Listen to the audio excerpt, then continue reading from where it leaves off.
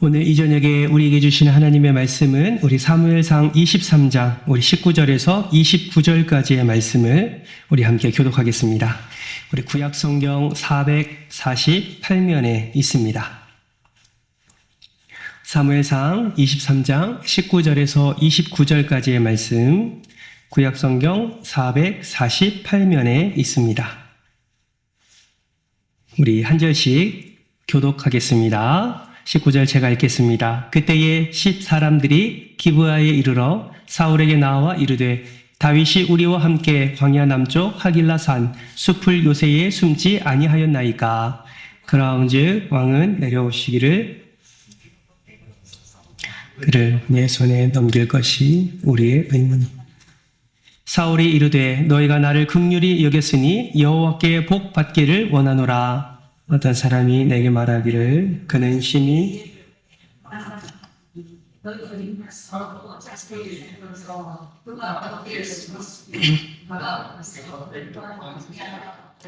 그가 숨어있는 모든 곳을 정탐하고 실상을 내게 보고하라. 내가 너희와 함께 가리니 그가 이 땅에 있으면 유다 몇천 명 중에서라도 그를 찾아내리라 하더라.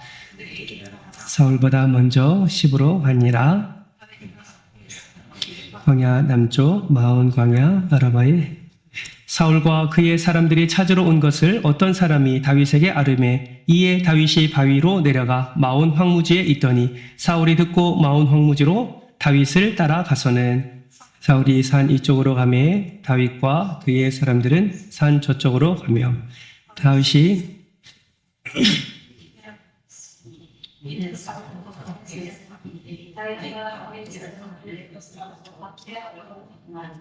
전령이 사울에게 와서 이르되 급히 오소서 블레셋 사람들이 땅을 침노하나이다. 예, 사울이 그치고 돌아와 블레셋 사람들을 치러 갔으므로 그곳을 셀라 하마 느곳이라 같이 읽겠습니다. 다윗이 거기서 올라가 엔게디 요새에 머무니라. 아멘. 할렐루야. 예, 오늘 하루도 잘 지내셨지요? 예, 무더위 가운데 어떻게 지내시는지 참 궁금합니다. 하나님께서 여러분의 삶을 붙드시고 은혜를 베풀어 주시는 줄 믿습니다. 이 시간에 우리 지난 주일에 들었던 말씀을 생각하면서 우리 앞뒤적으로 이렇게 한번 인사해 볼까요? 사랑으로만 판단합시다. 인사하겠습니다. 사랑으로만 판단합시다. 예. 우리 한 번 더 인사할 때 오늘도 풍성한 은혜 누리시길 축복합니다. 인사하겠습니다. 오늘도 풍성한 은혜 누리시기를 축복합니다. 우리는 살아가다 보면 크고 작은 문제에 직면하게 됩니다. 때로는 목숨을 위협받는 위기를 경험할 때도 있고 또 사람들과의 관계 속에서 배신을 경험할 때도 있습니다.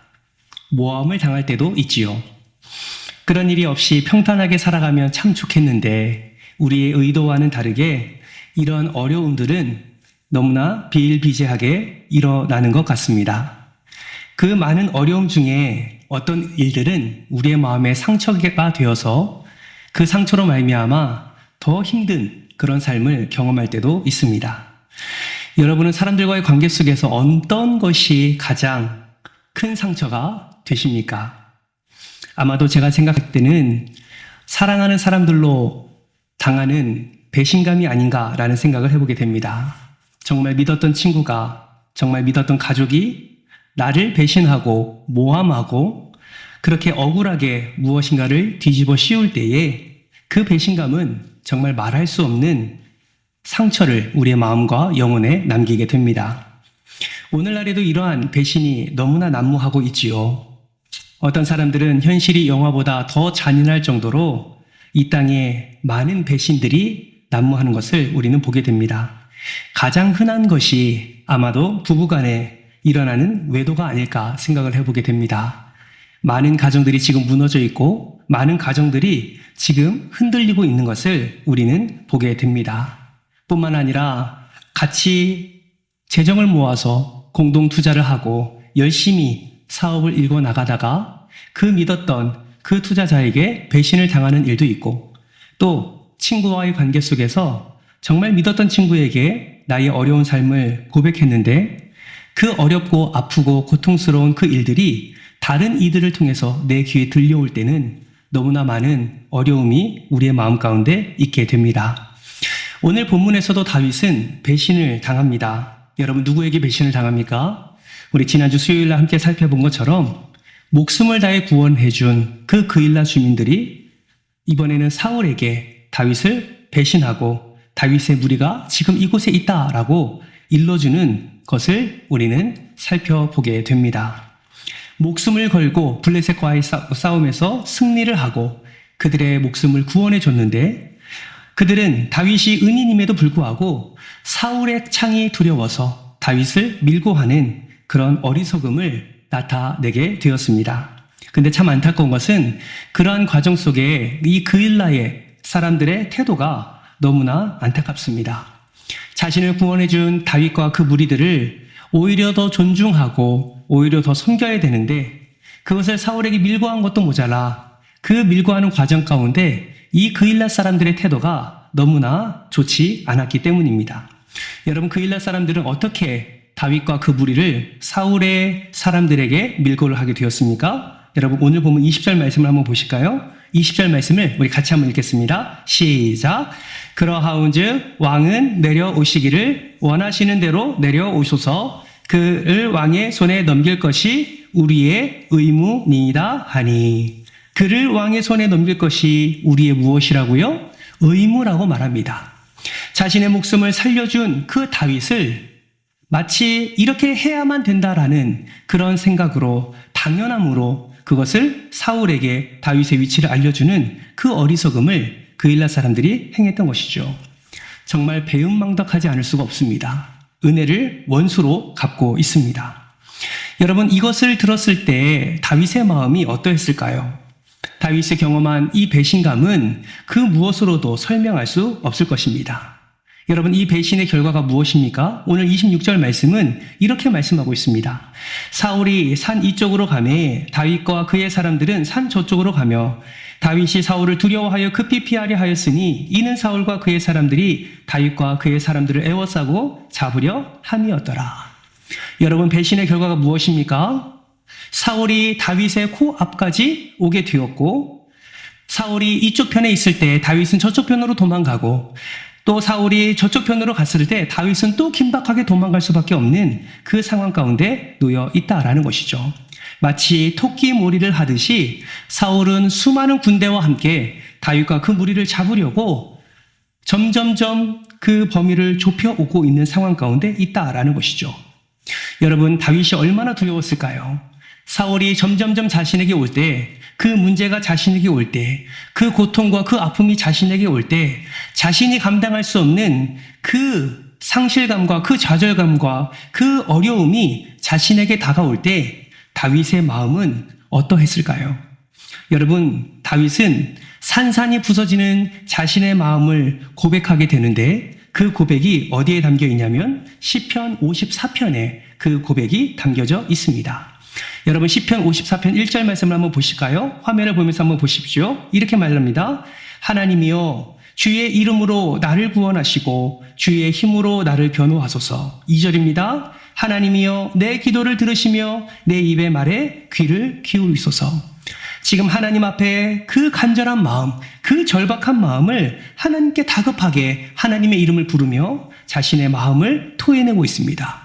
그 중심의 내용이 무엇입니까? 3절 말씀이지요. 3절 말씀 같이 한번 읽어볼까요? 시작. 낯선 자들이 일어나 나를 치고 포악한 자들이 나의 생명을 수색하며 하나님을 자기 앞에 두지 아니하였음이니이다. 여러분, 다윗의 간절한 심경이 좀 느껴지십니까? 이렇게 기도하는 거예요. 하나님, 지금 목숨을 잃을 위기의 순간에 있습니다. 주님, 나를 구원하여 주옵소서. 내가 지금 간절히, 갈급하게, 긴급히 주의 이름을 부르오니 내 기도를 들어주시옵소서. 하나님, 외인들이 일어나 나를 치고 있습니다. 강포한 자가 일어나 나를 쫓고 있습니다. 나를 죽이기 위해 눈에 불을 켜고 나를 찾고 있습니다. 그 자들은 하나님을 인정하지 아니하고 하나님이 안중에도 없는 자입니다 라고 말하며 하나님께 그 긴급함을, 간절함을 하나님께 표현하고 있는 것입니다. 여러분, 이 글만 봐도 다윗이 당한 그 배신의 결과가 다윗에게 얼마나 큰 상처로 다가오는지, 큰 아픔으로 다가오는지 우리는 알 수가 있는 것입니다. 자신을 죽이기 위해 쫓아오는 사울에게도 또 같은 지파였던 그일라가 자신을 밀고 하여서 넘겨준 그 모든 사실도 다윗에게는 너무나 큰 상처였고 너무나 큰 아픔이었다라는 것이죠. 그럼에도 불구하고 우리가 주목해야 될 것은 무엇입니까? 그런 상황 속에서 지금 다윗은 무엇을 하고 있습니까? 하나님께 기도하고 있다라는 거예요. 이러한 상황 속에서 목숨을 잃을 만한 그 위협적인 상황 속에서 다가오는 두려움 상황 가운데서 그 혼란한 상황 가운데서 어디로 도망가야 될지 모르는 상황 가운데서 다윗은 다시금 있는 그 자리에서 무릎을 꿇고 하나님께 기도하고 있다라는 것입니다. 여러분, 이런 상황에서 다윗이 기도한다는 것은 무엇을 의미합니까? 나의 모든 것은 하나님의 손에 있습니다 라는 믿음의 고백을 지금 다윗이 하고 있는 것입니다. 다윗은 알고 있었습니다. 자신이 할 수 있는 것이 아무것도 없다는 것을 알고 있었습니다. 지금까지 나를 잡아 들어 구원해 주신 그 하나님, 어떤 상황 속에서도 나에게 말씀하시며 순종할 때마다 승리를 허락해 주신 하나님, 사울이 쫓아올 때마다 창을 던질 때마다 피하게 하시고 그리고 모든 고통과 아픔 가운데서 건져주신 그 하나님을 의지하며 다윗은 끝까지 내 기도를 들어달라고, 하나님 나를 구원해달라고 그렇게 하나님께 엎드리고 있는 것입니다. 사랑하는 성도 여러분, 우리도 다윗과 같이 이러한 간절한 기도가 흘러나올 때가 있지 않습니까? 저는 지난 한 주간에도 이러한 분들을 만났습니다. 너무나도 간절하고 너무나도 답답하고 너무나도 괴롭고 너무나도 묶여있고 무엇인가 할 수 없는 그 상황 가운데 놓여인 그 삶의 문제를 하나님 앞에 토해내도 무엇인가 보이지 아니하는 그 상황 속에서 마음 아파하고 힘들어하는 이들을 저는 만났습니다. 여러분, 이럴 때에 우리가 해결할 수 없는 상황 가운데 다윗과 같은 절체절명의 위기 가운데 여러분, 우리는 무엇을 해야 됩니까? 우리가 할 수 있는 유일한 것은 그럼에도 불구하고 다윗처럼 하나님만을 의지하는 것이 바로 저와 여러분이 해야 될 믿음의 모습이라는 사실을 반드시 기억하시기를 주님의 이름으로 축복합니다. 사랑하는 성도 여러분, 여러분에게 정말 부탁하고 또 제 마음 가운데 한 가지 기도 제목은, 저는 매일매일 시간이 흐르면 흐를수록 저도 마찬가지고 우리 사랑하는 은총의 모든 가족들이 예수 그리스도께 한 걸음씩이라도 더 가까이 가는 그런 신앙생활을 했으면 좋겠다라는 마음으로 항상 기도를 하고 있습니다. 어떤 장애물이 우리 앞에 있다 할지라도, 어떠한 그러한 걸림돌이 우리 앞에 놓여 있다 할지라도 끝까지 하나님을 의지하며 그 믿음의 발걸음을 내딛는 것, 지금 다윗과 같이 그 절체절명의 위기 가운데서도 나를 살리는 이는 하나님밖에 없습니다 믿음으로 고백하며 한 걸음 한 걸음 순종의 발걸음을 내딛는 것이 바로 저와 여러분의 발걸음이 되어야 될 줄 믿습니다. 이러한 발걸음이 여러분의 삶 속에서 계속해서 일어나기를 주님의 이름으로 축복합니다.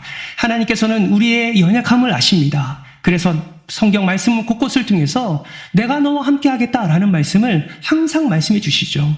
내가 너를 도와주겠다 항상 말씀하고 있습니다. 그래서 우리가 힘들고 어려울 때마다 이 말씀을 붙들지 않습니까? 이사야 41장 10절 말씀 우리 같이 한번 읽어볼까요? 함께 읽습니다. 시작. 두려워하지 말라. 내가 너와 함께함이라. 놀라지 말라. 나는 내 하나님이 됨이라. 내가 너를 굳세게 하리라. 참으로 너를 도와주리라. 참으로 나의 의로운 오른손으로 너를 붙들리라. 할렐루야. 하나님께서 저와 여러분에게 말씀하신 약속하신 하나님의 음성인 줄 믿습니다. 이 믿음으로 나아갈 때에 어떤 일이 일어납니까? 하나님께서 역전케 하시는 놀라운 은혜를 허락해 주십니다. 오늘 본문 말씀도 보세요. 간절히 엎드린 다윗에게 아무것도 할 수 없는 상황 속에서 오직 믿음의 두 손을 들어 하나님만 붙잡고 나아가는 그 다윗에게 여러분 어떤 일이 일어납니까? 27절 말씀을 보세요. 이렇게 말씀합니다. 전령이 사울에게 와서 이르되 급히 오소서. 블레셋 사람들이 땅을 침노하나이다. 사울이 군대와 함께 다윗을 잡으러 오는 그 찰나에, 이제 잡기만 하면 되는 그 찰나에 전령이 어떤 소식을 가지고 옵니까? 블레셋 사람들이 이스라엘 땅을 침노했다라는 그러한 전령을 사울에게 이야기한 것입니다. 사랑하는 성도 여러분, 다윗과 블레셋이 긴밀히 연결해서 그 블레셋이 다윗이 어려움 가운데 있을 때 때를 맞춰서 그 타이밍에 맞춰서 지금 이스라엘 백성들에게 치러 들어온 것입니까? 그렇지 않지요. 그들은 그들 나름대로 이스라엘을 치기 위해서 호시탐탐 기회만을 노리다가 사울이 다윗을 쫓는 그 빈틈을 보고 그 블레셋이 이스라엘로 쳐들어오게 된 것입니다. 사랑하는 성도 여러분, 지금 이 시기, 이 사건, 이 전쟁이 여러분 우리는 우연이라고 말할 수 있습니까? 그렇지 않습니다. 놀랍게도 다윗이 간절히 기도하고 난 이후에 블레셋이 이스라엘 땅에 침노하였고 그 전령이 사울에게까지 전달되는 그 순서를 우리는 확인할 수가 있습니다. 그래서 감히 이렇게 말할 수 있지요. 블레셋이 이스라엘 백성들을 친 것은 그래서 사울이 그 소식을 듣고 다윗 쫓기를 그치고 다시 이스라엘 땅으로 돌아가 블레셋과 전쟁하러 나가는 모든 사건은 오직 하나님이 주관하셨다는 사실을 우리는 알 수가 있다라는 것입니다. 사랑하는 성도 여러분, 하나님은 때를 따라 우리에게 은혜를 허락해 주시는 분이심을 믿으시기를 주님의 이름으로 축복합니다. 다윗에게도 때를 따라 은혜를 허락해 주시는 거예요.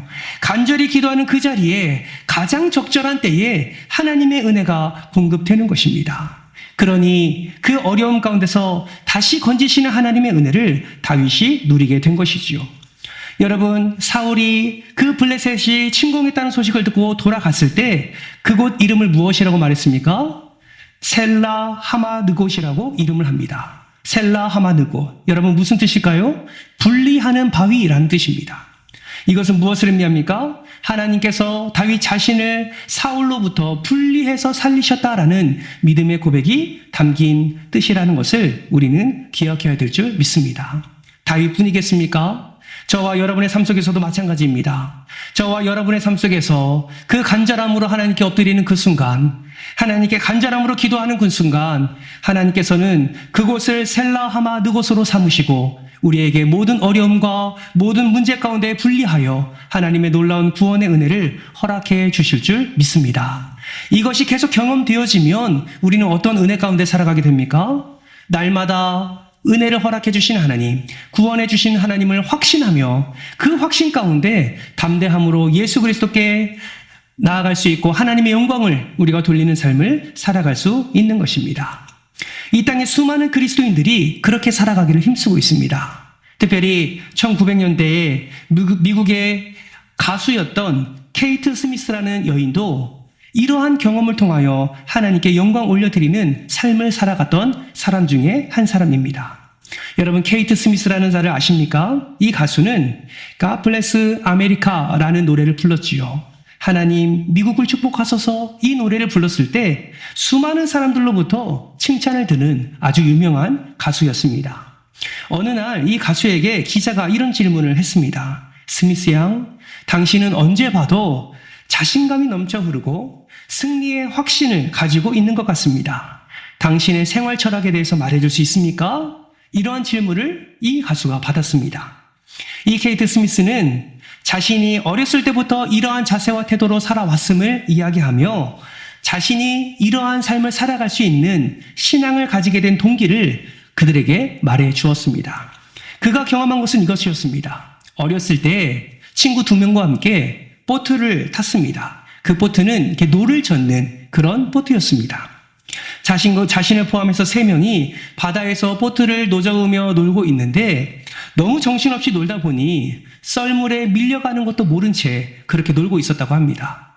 해는 뉘어뉘어 졌고 결국 자신들이 신나게 놀다가 어느덧 육지와 멀어져 있는 것을 발견하게 되었고 열심히 육지를 향해서 노를 저었지만 그들의 힘보다 강한 썰물로 인하여 더 배는 육지로 멀어져 가고 있었다고 합니다. 자신들이 아무것도 할 수 없는 지경에 이르자 이 3명은 하나님의 말씀을 떠올렸답니다. 2-3 모인 곳에 내가 너와 함께 하리라. 2-3 함께 기도하면 하나님이 응답해 주시겠다라는 이 하나님의 말씀을 기억하고 그 3사람은 바로 배 밑창에 머리를 맞대고 엎드려 하나님께 기도를 했다고 합니다. 몇 시간을 기도했는지 모릅니다. 그런데 얼마 후에 멀리서 비타나가 점점 자신들의 쪽으로 다가오는 것을 느끼게 되었고 그들이 목이 터지도록 살려달라 외쳤고 결국 그들은 구조되어 육지로 돌아오게 되었습니다. 그러면서 이 케이트 스미스가 말을 하는 것이죠. 이 일이 있은 다음부터 저는 어려운 일이 생기거나 낙심되는 일이 생길 때마다 하나님께 구하는 것을 생활 신조로 삼게 되었습니다. 어려운 처지에 이른다고 해도 초조해하거나 불안해하지 않고 확신에 차서 생활할 수 있는 이유가 바로 이것입니다. 라고 대답을 했습니다. 사랑하는 성도 여러분, 저는 다윗을 위기에서 구원하신 하나님께서 저의 삶 속에서도 하나님께서 저를 건지시고 저를 붙잡으시고 저를 구원해 주실 줄 저는 믿습니다. 케이트 스미스처럼 이 어려움 가운데 자신이 할 수 없는 모든 상황 가운데 하나님 앞에 기도하면 하나님께서 우리의 기도를, 저의 기도를 들으시고 하나님께서 반드시 응답해 주심을 저는 믿습니다. 여러분의 믿음은 어떠십니까? 여러분은 어떤 어려움 가운데서도 하나님 앞에 먼저 엎드려 하나님께 먼저 우리의 삶을 내어놓고 하나님을 의지할 수 있는 믿음이 있으십니까? 있으시기를 주님의 이름으로 축복합니다.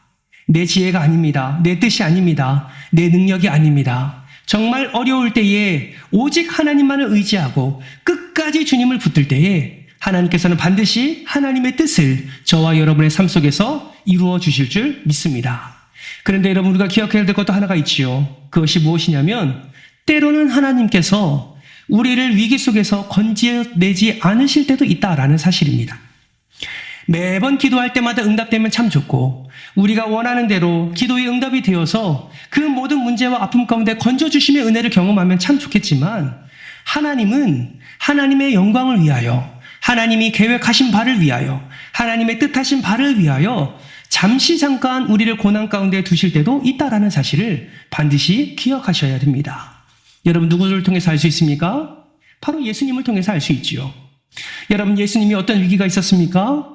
3년 동안 동거동락한 제자 가룟 유다가 은 30에 예수를 팔았을 때 여러분, 그 예수님의 배신감은 얼마나 컸을까요? 한 명이면 족하겠지만 잡힐 때에는 모든 제자가 다 도망갔습니다. 수제자 베드로는 예수님을 3번이나 부인합니다. 모든 알고 있는 자들이 배신한 그 안타까운 사건을 예수님은 몸소 다 경험하셨습니다. 여러분, 다윗이 경험한 이러한 상처와는 비교할 수 없는 상처를 예수님은 경험하신 것이죠.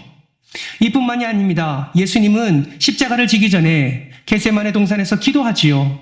우리가 너무나 잘 알고 있는 기도입니다. 마태복음 26장 39절 말씀 같이 한번 읽어볼까요? 시작. 조금 나아가서 얼굴을 땅에 대시고 엎드려 기도하여 이르시되 내 아버지여, 만일 할만하시거든 이 잔을 내게서 지나가게 하옵소서. 그러나 나의 원대로 마시옵고 아버지의 원대로 하옵소서 하시고. 여러분, 예수님이 누구입니까? 하나님의 아들 아닙니까? 그렇다면 이렇게 간절하게 기도할 때에 하나님은 어떻게 반응하셔야 옳습니까? 여러분, 이렇게만 기도하고 끝난 것이 아니지요. 누가복음 22장 44절 말씀에 보면 얼마나 간절히 기도하셨는지 성경은 이렇게 기록하고 있습니다. 예수께서 힘쓰고 애써 더욱 간절히 기도하시니 땀이 땅에 떨어지는 핏방울과 같이 되더라. 여러분의 자녀가 땀을 뻘뻘 흘리면서 여러분 땀이 핏방울이 되듯이 부모에게 원하는 것을 이야기하고 있다면 여러분은 그 아들, 그 딸을 여러분 외면하시겠습니까? 놀랍게도 사울의 손에서 다윗을 건지신 하나님은 자신의 아들 예수 그리스도는 그냥 내버려 두십니다. 놀랍게도 피조물, 아무것도 아닌 먼지와 같은 인간을 구원하시기 위해서 하나님이 반응하시지만 자신의 아들 예수 그리스도가 간절히 구하는 땀이 핏방울과 같이 되는 그 간절함 가운데서도 하나님은 외면하신다라는 것이죠. 다윗을 십황무지에서 구원하신 하나님께서 예수님은 구원하지 않으십니다. 예수님은 결국 그 다음날 로마 병사에게 잡히시고 채찍질 당하시고 모욕당하시고 그리고 십자가에 못 박혀 죽으시지요. 다윗은 죽음에서 건져내셨지만 하나님은 예수 그리스도는 죽음 가운데 내어놓으십니다. 여러분, 왜 그러십니까? 다윗은 사랑하셨고 예수님은 사랑하지 않으셨기 때문입니까? 그것이 아니다라는 거예요. 다윗은 사랑하고 예수를 사랑하지 않으셨다는 것이 아니라 다윗은 사랑하셨고 예수님도 사랑하셨습니다. 무엇을 통해서 확인할 수 있습니까? 예수님이 세례 요한에게 세례를 받을 때 마태복음 3장 17절 말씀이 이렇게 말씀합니다. 하늘로부터 소리가 있어 말씀하시되 이는 내 사랑하는 아들이요 내 기뻐하는 자라. 감히 제가 판단하기는 하나님은 다윗도 사랑하셨지만 하나밖에 없는 아들 예수 그리스도를 더 사랑하셨으리라 저는 확신합니다. 그런데 여러분 어떻게 합니까? 다윗의 간절한 기도에는 응답하시고 간절히 기도하는 그 예수는 하나님께서 응답하지 않으십니다. 여러분 이것을 통해서 우리는 무엇을 알 수 있습니까? 우리가 반드시 알아야 되는 것이 있어요.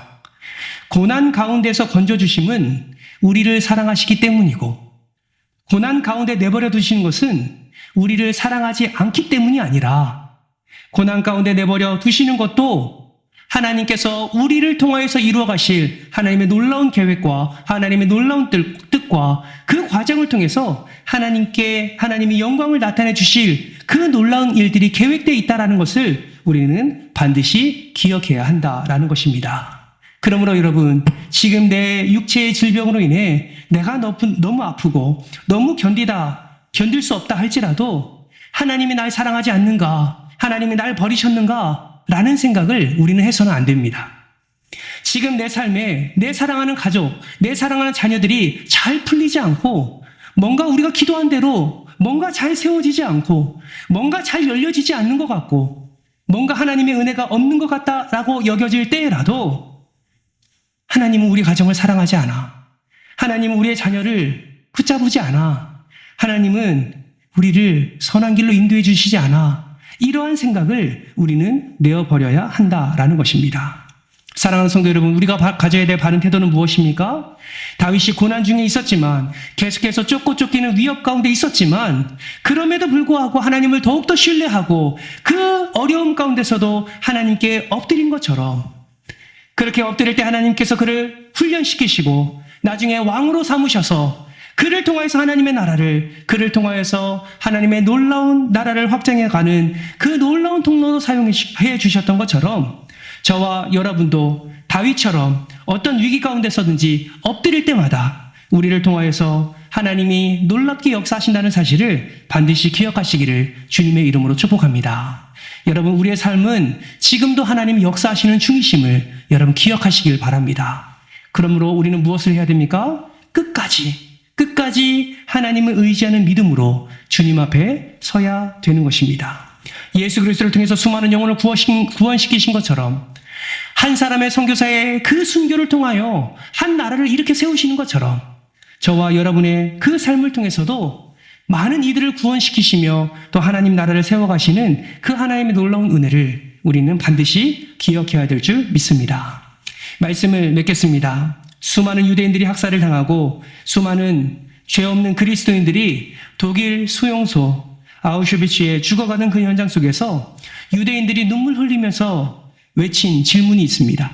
그것이 무엇이냐면 하나님 지금 어디에 계십니까? 하나님 왜 이런 사건을 주님께서는 허용하셨습니까? 이런 질문이죠. 그런데 연합군이 이 수용소를 탈환하고 이 수용소의 벽을 감시하다가 한쪽 벽에 쓰여진 한 글귀를 보고 깜짝 놀랍니다. 그 글귀는 이렇게 써 있었습니다. 그 크신 하나님의 사랑 말로 다 형용 못하네. 여러분, 지금 수용소에 갇혀 있는 상황입니다. 하나님의 사랑을 찾을 수가 없는 상황입니다. 그러나 한 그리스도인은 한 벽면에다가 죽기 직전에 글을 쓰는 것이죠. 그 크신 하나님의 사랑 말로 다 형용 못하네. 다른 한쪽에는 또 이런 글씨가 선명하게 씌워져 있습니다. God is here. 하나님은 여기에 계십니다. 사랑하는 성도 여러분, 지금도 우리의 삶에 살아 역사하시는 하나님께서 우리의 삶 속에서 일하시고 계신 줄 믿으시기를 주님의 이름으로 축복합니다. 여러분이 예수의 이름으로 있는 그 자리에 하나님도 지금 거기에 계십니다. 비록 눈에 보이지 않는다 할지라도, 비록 느껴지지 않는다 할지라도 지금도 여러분과 함께 하시는 주님을 믿으시기를 주님의 이름으로 축복합니다. 그리고 어떠한 상황 속에서도 내 삶을 밝히 비춰주시는 그 놀라운 진리의 빛이 예수로부터 지금도 우리에게 비춰지고 있음을 여러분 기억하시며 어떤 어려움 가운데서든지 주님만을 의지하며 주님만을 붙잡는, 주님만을 끝까지 의지하는 그 믿음을 소유하시기를 주님의 이름으로 축복합니다. 하나님이 여러분과 함께 하십니다. 여러분의 삶 속에서 반드시 역사하여 주실 줄 믿습니다. 의지함으로 이 놀라운 역사를 충만히 누리는 저와 여러분 되시기를 주님의 이름으로 축원합니다.